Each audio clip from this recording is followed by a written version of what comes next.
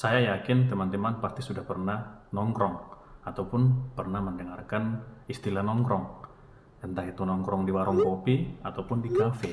Bagaimana tidak, dengan semua kesibukan kita saat ini, entah karena pekerjaan misalnya, pikiran menjadi jenuh. Nah, ketika pikiran jenuh, kita butuh yang namanya hiburan. Salah satu cara untuk mendapatkan hiburan yaitu dengan cara nongkrong. Terakhir, nongkrong sudah menjadi bagian dari kehidupan itu sendiri. Mulai dari anak muda dan orang tua, pelajar dan mahasiswa, bahkan pekerja. Kita semua membutuhkan yang namanya nongkrong. Betapa beruntungnya kita dengan tongkrongan itu beserta semua kenyamanan yang ditawarkannya. By the way, pernah nggak teman-teman terpikir atau bertanya, orang-orang zaman dulu kalau nongkrong itu kayak mana sih? Tempat tongkrongannya di mana? Konsepnya seperti apa? Dan ternyata mereka punya istilah tersendiri loh. Namanya pertungkuan. Apa sih pertungkuan itu? Yuk kita bahas.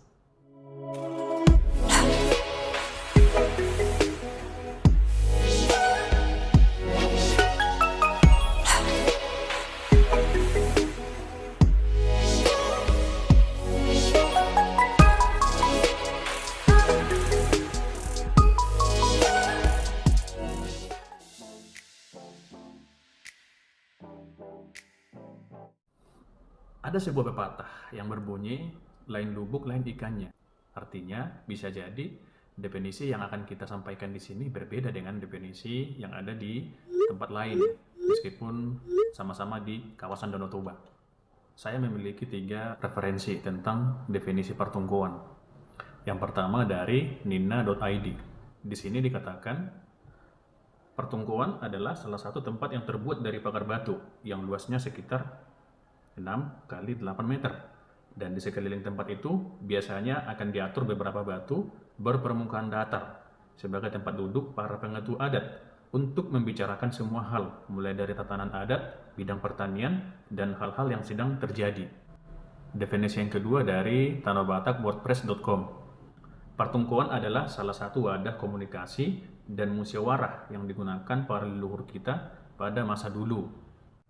Kemudian definisi yang ketiga dari pertukuan.wordpress.com. Pertukuan ialah tempat penduduk kampung untuk mengadakan sidang-sidang, musyawarah, diskusi, sidang pengadilan, pembicaraan tentang masalah pertahanan, pengairan, dan lain sebagainya. Dan sering diadakan di alam terbuka, yakni dekat pintu gerbang di bawah pohon beringin. Tidak cukup dari ketiganya, kemudian saya mencoba mengambil referensi dari Alkitab, karena Alkitab bahasa Batak juga mengandung kata pertungkuan itu sendiri. Dan di sana Alkitab menerjemahkan pertungkuan itu sebagai gerbang. Dari ketiga definisi di atas ditambah dengan yang dari Alkitab, kita mendapatkan pengertian umum tentang apa itu pertungkuan.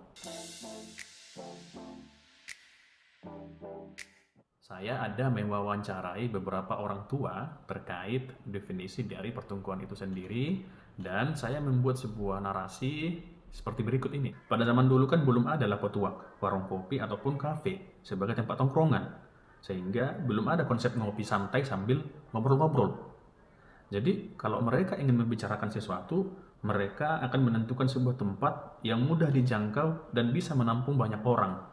Nah, karena mereka kan perlu berkumpul lebih dari satu kali, tentu tidak efisien dong kalau tempatnya selalu berpindah-pindah. Maka ditentukanlah satu titik pertemuan yang ditandai dengan kayu yang tertancap ataupun batu.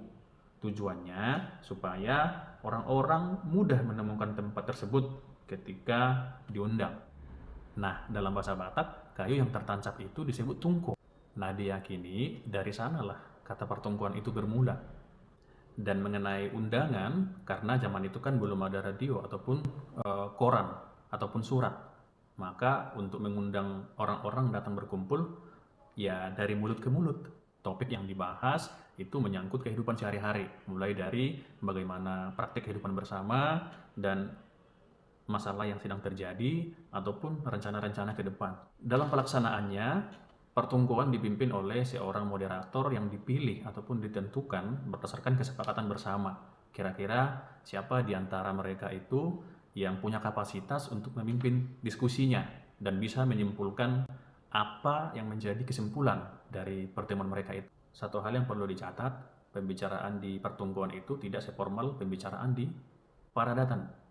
Namun, meskipun demikian, bukan berarti orang-orang bisa sembarangan berbicara karena mereka dipimpin. Dan pembicaraan mereka itu memiliki aturan. Kalau orang Batak menyebutnya marsin tuhu. Marsin tuhu itu artinya sebuah jawaban diberikan karena ada yang bertanya. Selain itu, pembicaraan di sana masih dalam pengaruh Dalihan Natolu, sehingga siapa berbicara ke siapa masih ada aturannya, masih diperhatikan.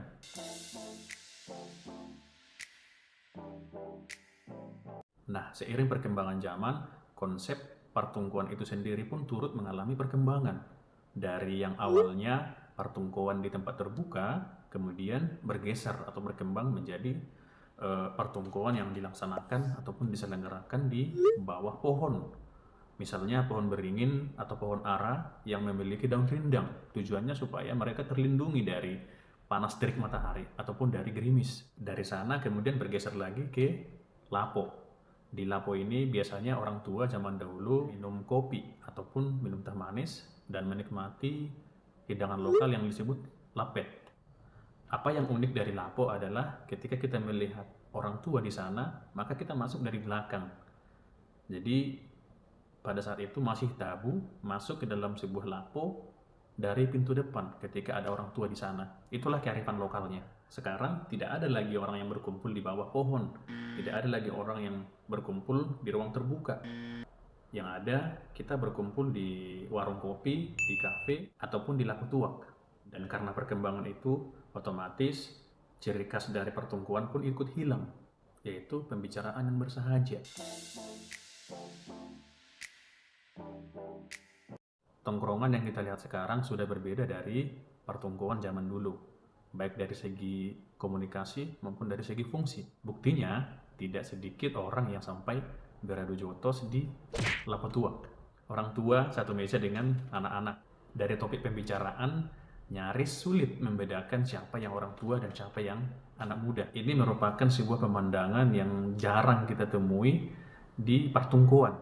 Tapi kalau sekarang itu dianggap normal. Begitulah perubahan. Termasuk apa yang kita pahami normal sekarang ini dalam beberapa dekade ke depan akan berubah juga.